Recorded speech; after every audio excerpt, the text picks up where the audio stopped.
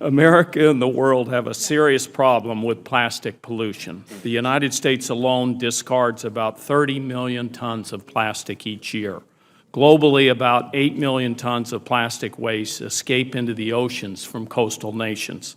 That's the equivalent of setting 5 garbage bags full of trash on every foot of coastline around the world.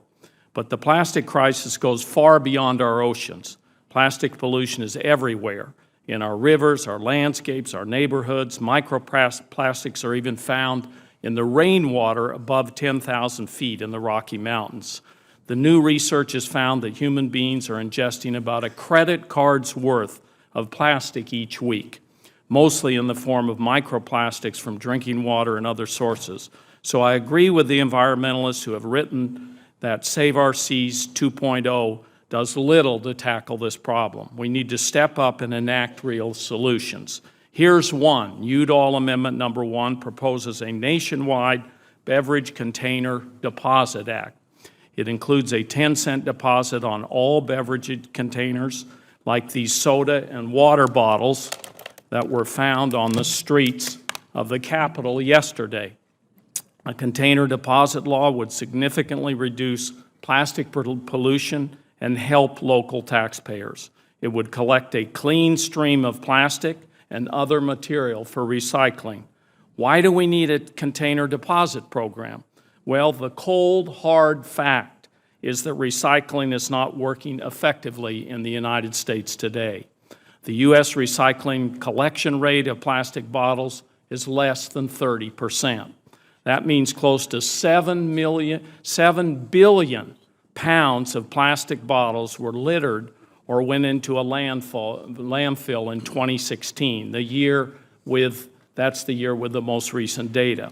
Let me say that again, nearly 7 billion pounds of plastic bottles were not recycled in 2016, just like these bottles here. And who foots the bill?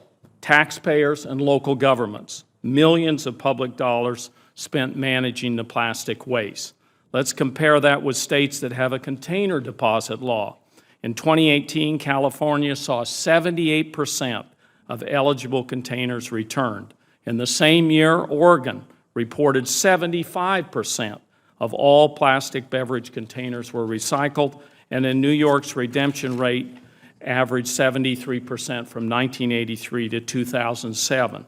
In fact, 47% of all plastic containers recycled in the United States in 2017 came from only 10 states that have those bottle laws. My amendment is also good economics and taxpayer friendly.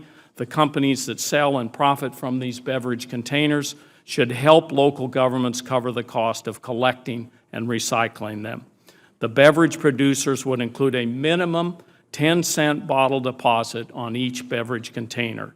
That deposit would then be added to the price of the container at checkout and refunded when the bottle is returned. I realize this amendment is not in the Commerce Committee's jurisdiction, so I plan to withdraw my amendment and will not ask for a vote today. But I'm working on a comprehensive solution bill to support our plastics waste crisis, and it should be ready soon. My bill would include a container deposit law and other robust measures to reduce plastic manufacture and consumption.